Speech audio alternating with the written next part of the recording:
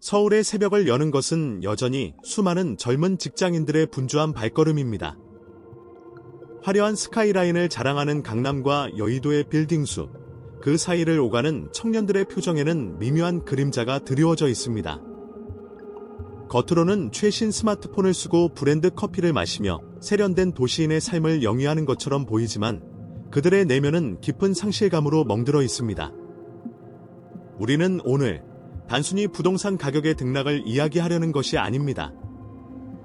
청년들이 집을 살 수 없게 된 이 현상이 실은 대한민국 경제를 지탱하던 거대한 중산층의 기반이 붕괴되고 있음을 알리는 탄광 속의 카나리아라는 사실을 직시하고자 합니다. 과거 우리는 열심히 일해서 월급을 모으면 언젠가는 내 집 마련이라는 중산층의 상징을 획득할 수 있다고 믿었습니다.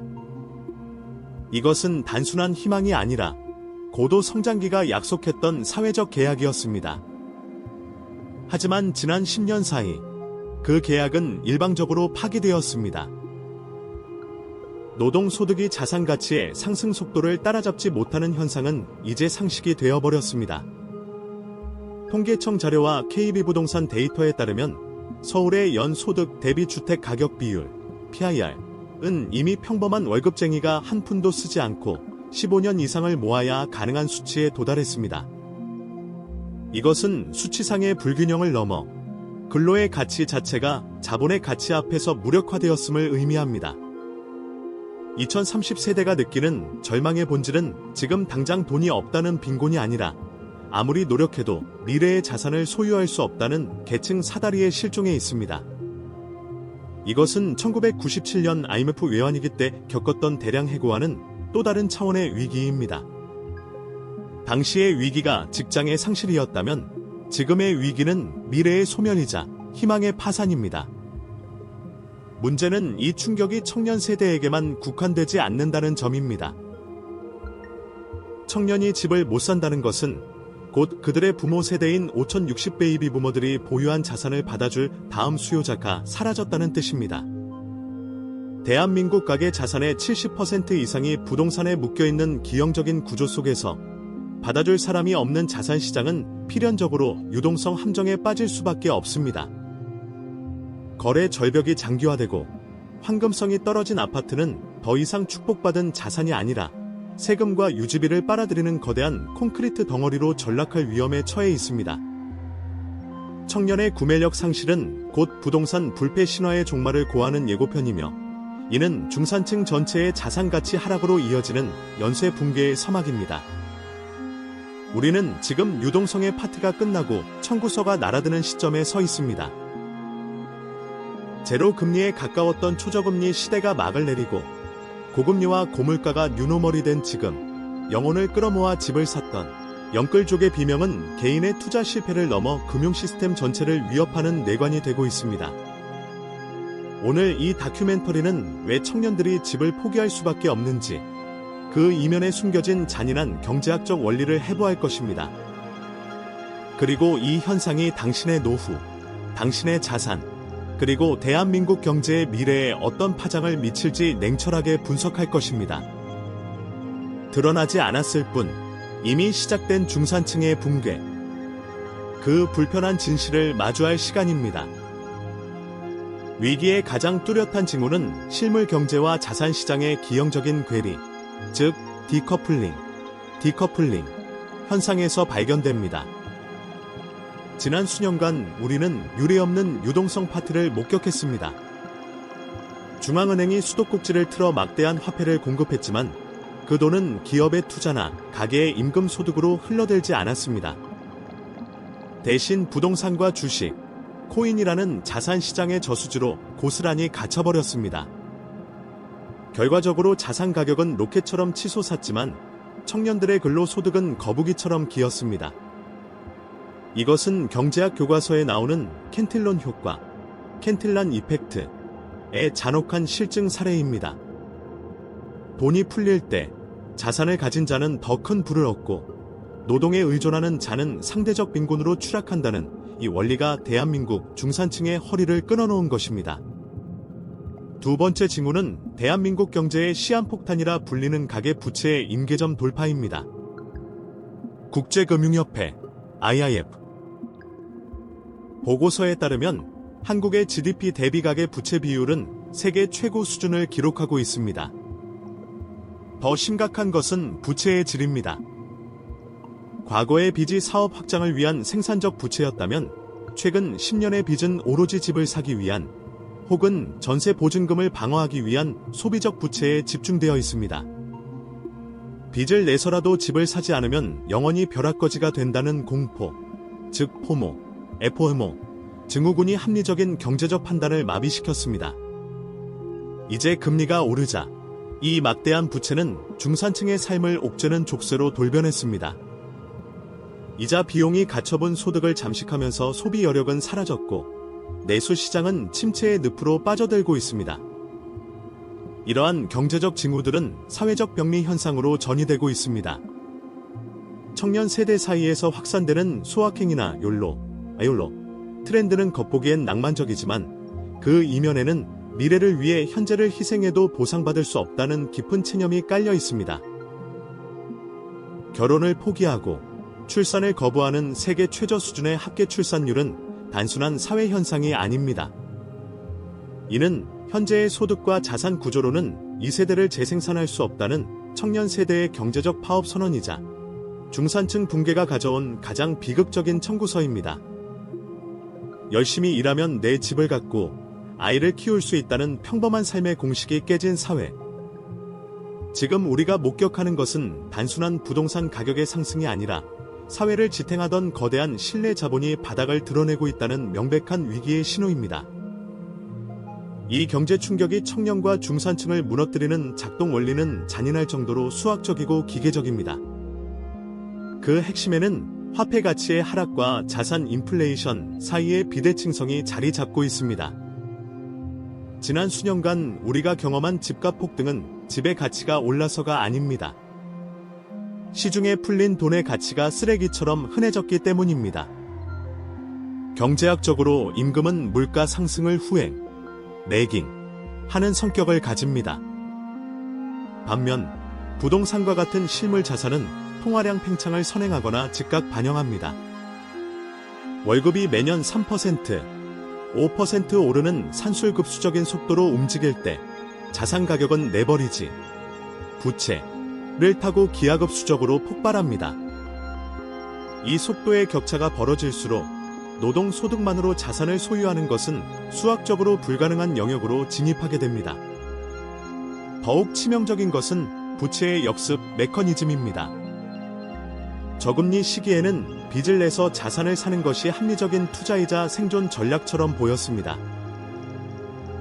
이자 부담은 낮고 자산 가격 상승분은 컸기 때문입니다. 그러나 금리가 정상화되는 순간 레버리지는 축복이 아닌 저주로 돌변합니다. 대출 원리금은 고정되어 있거나 변동금리에 따라 늘어나는데 자산 가격은 하락 압력을 받습니다.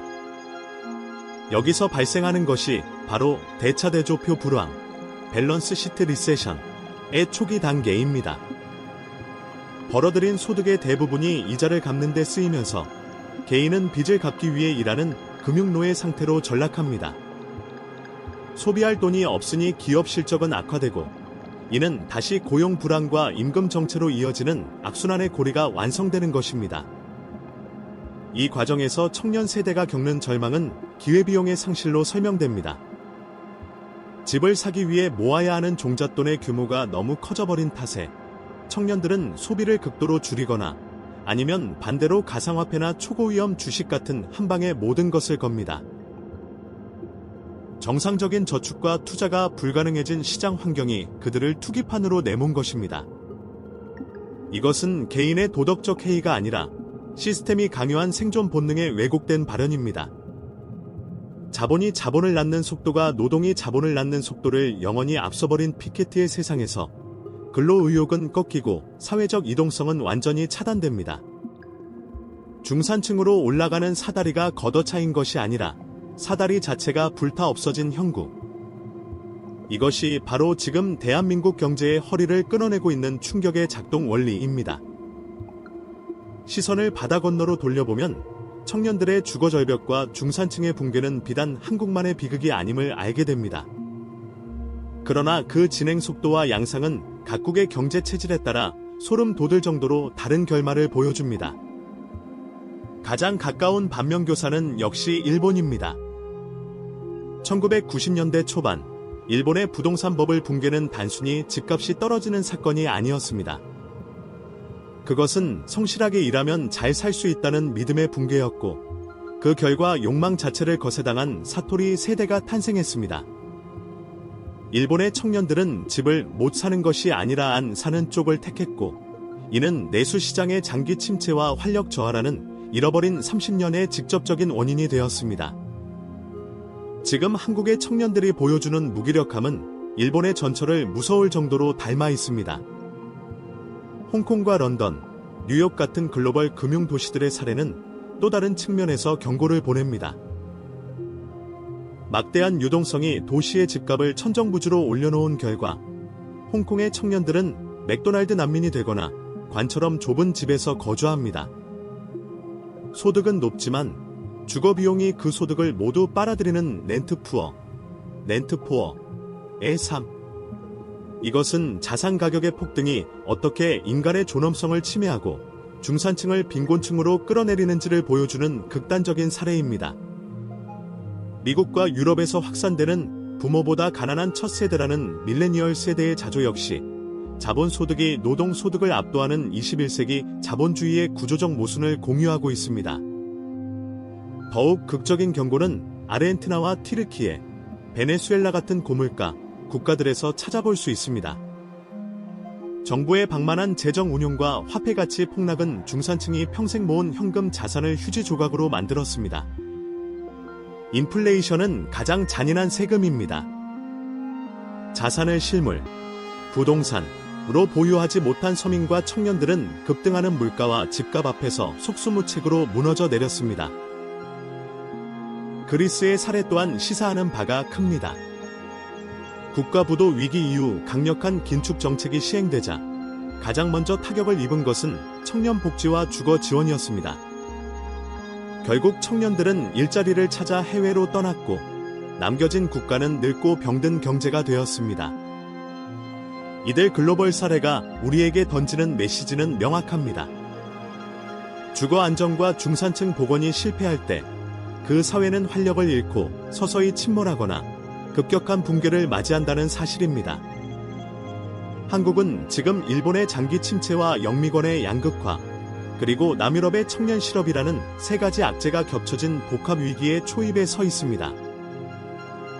이 충격이 한국 경제에 미치는 파장은 실로 파괴적입니다.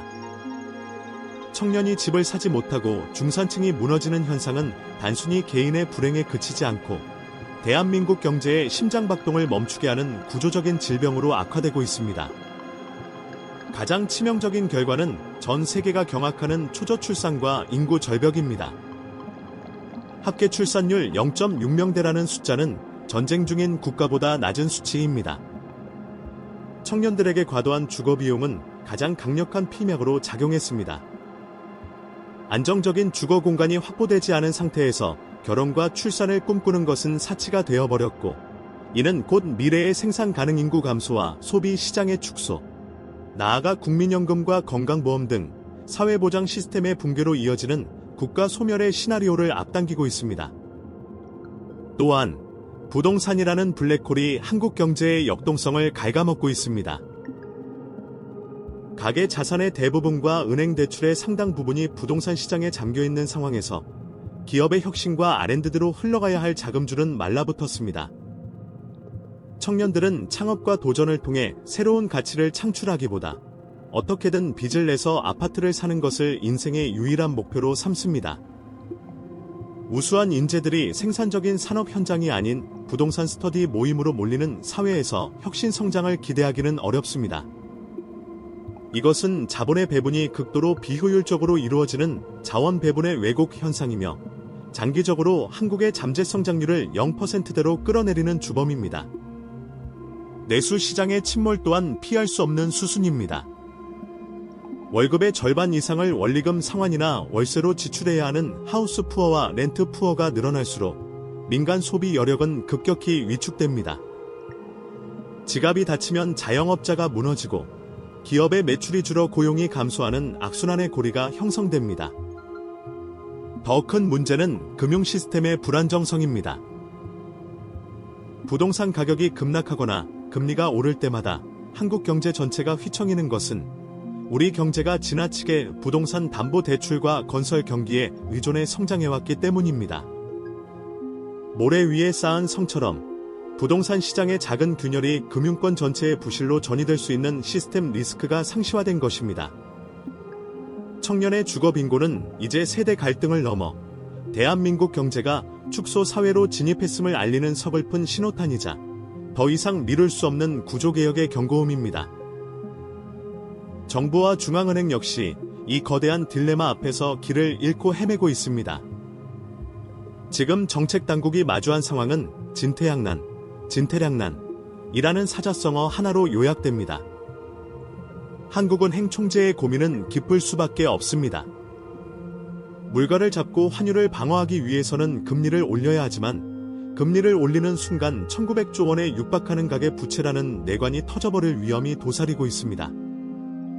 반대로 경기를 살리고 이자 부담을 덜어주기 위해 금리를 내리자니 한미 금리 격차로 인한 자본 유출과 집값 재폭 등이 우려됩니다.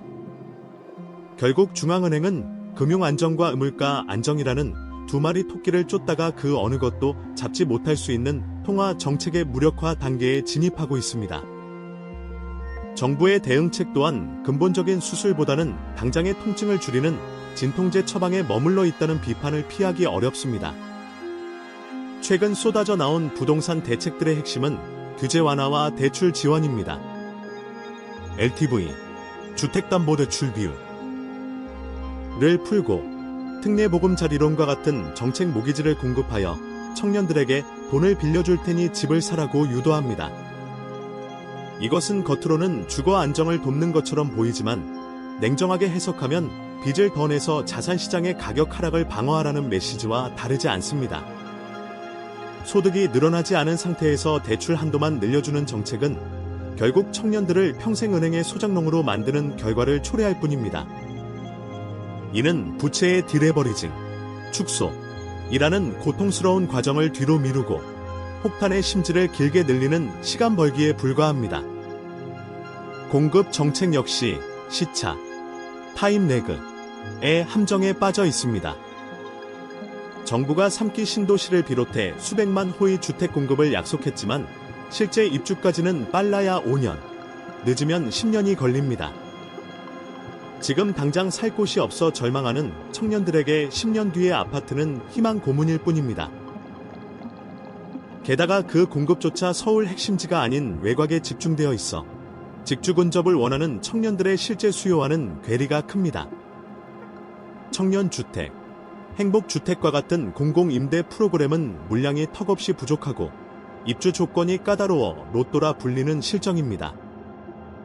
결국 지금의 정책 기조는 연착륙, 소프트 랜딩이라는 명분 아래 기득권의 자산 가치를 지키는 데 치중되어 있다는 의심을 지울 수 없습니다.